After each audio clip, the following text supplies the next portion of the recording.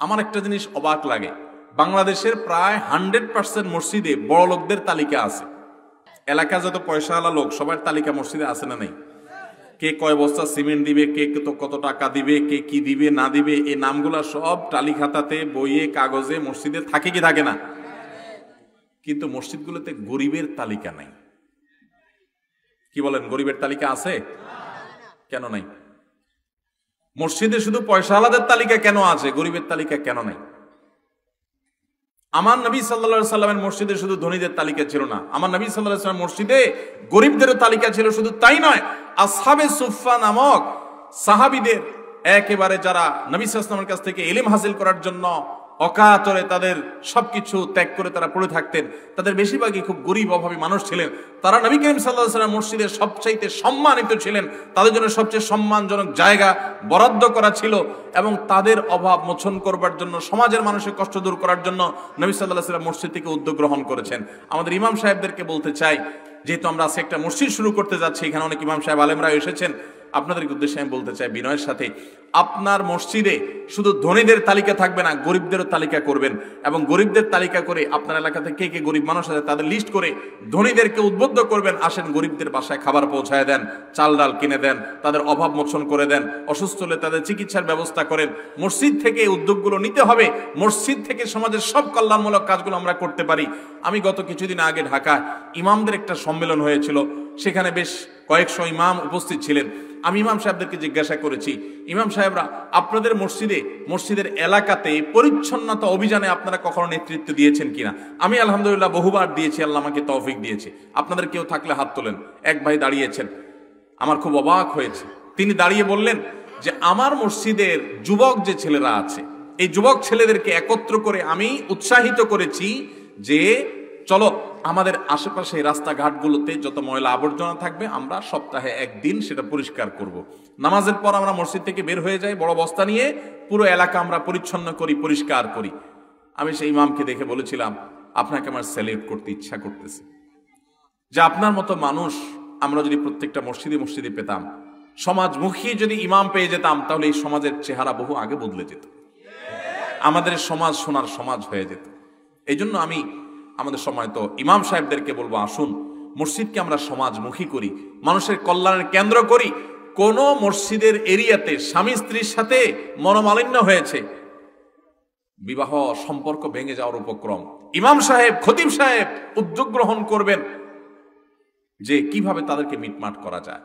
এরকম আস্থা তৈরি করতে হবে যে আপনাদের কারোর দাম্পত্য কলহ তৈরি হলে আমাদের কাছে আসবেন, ভাইয়ে ভাইয়ে গন্ডগোল তৈরি হলে আপনারা আমাদেরকে গোপনে জানাবেন, আমরা আপনাদের প্রাইভেসি রক্ষা করে আপনাদের সাথে বসবো, আপনাদের মধ্যে কাউন্সিলিং করে সম্পর্কগুলোকে ভালো রাখার চেষ্টা করব। আমার নবী সাল্লাল্লাহু আলাইহি ওয়াসাল্লাম মসজিদে কিন্তু এই কাজটা হতো, আপনারা জানেন। মহিলা এসে নবী সাল্লাল্লাহু আলাইহি ওয়াসাল্লামের কাছে বিচার দিতেন, ইয়া রাসূলুল্লাহ আমার স্বামী এই কাজটা করছে। স্বামী এসে বলতেন, ইয়া রাসূলুল্লাহ আমার স্ত্রী অমুক কাজটা করছে। নবী সাল্লাল্লাহু আলাইহি ওয়াসাল্লাম তাদের মধ্যে মীমাংসা করতেন, মিটমাট করতেন। আমি প্রায় সময় বলি, ওলামায়ে কেরাম শুধুমাত্র ফতোয়া দিবেন, তালাক হয়ে গেছে শুধু এই ফতোয়া দিয়ে দিবেন? আমি জীবনে বহু ফতোয়া দেওয়ার পর ফতোয়া প্রার্থী মানুষের চোখের পানি দেখেছি, তাদের চোখের পানি দেখে আমারও চোখের পানি এসেছে, কিন্তু কিছু করার নাই। তালাক হয়ে গেছে, তৃতীয় তালাক হয়ে গেছে, এখন একসাথে থাকার আর সুযোগ নাই, 2-3টা বাচ্চাও আছে, বড় হয়ে গেছে, তারা অঘটন ঘটায় ফেলছেন, কিচ্ছু করার নাই। এটা মানুষ খুন করার মতো, যা ঘটায় ফেলছেন শেষ। কিন্তু আমার কথা হলো, এত দূর চলে গেছে, একজন আলেম হিসেবে শুধু আমি ফতোয়া দিব, ব্যাস তার চোখ দিয়ে শুধু পানি ফেলাবো? এই ঘটনা এত দূর যাওয়ার আগে মসজিদ থেকে উদ্যোগ নিয়ে, মসজিদ কর্তৃপক্ষ তাদের সহযোগিতা থাকতে হবে ইমাম সাহেবদের ব্যাপারে, তারা উদ্যোগ নিয়ে, কমিটির লোকেরা উদ্যোগী হয়ে এলাকাতে কলহ মিটমাট করবেন, মীমাংসা করবেন। এতদূর পর্যন্ত যেতে দিবেন না। এরকম নানামুখী উদ্যোগ মসজিদগুলোতে আমরা নিতে পারি এবং বাচ্চাদের জন্য সাংস্কৃতিক প্রোগ্রাম হতে পারে, তরুণদের জন্য সাংস্কৃতিক প্রোগ্রাম হতে পারে। সৌদি আরবের মসজিদগুলোতে, মিডল ইস্টের মসজিদগুলোতে প্রায় বেশিরভাগ মসজিদের সাথে ইয়ুথ ক্লাব আছে। আপনারা অবাক হবেন, যুবকদের জন্য ক্লাব আছে মসজিদের মধ্যে, যুবকরা সেখান থেকে সামাজিক কর্মকাণ্ড করে।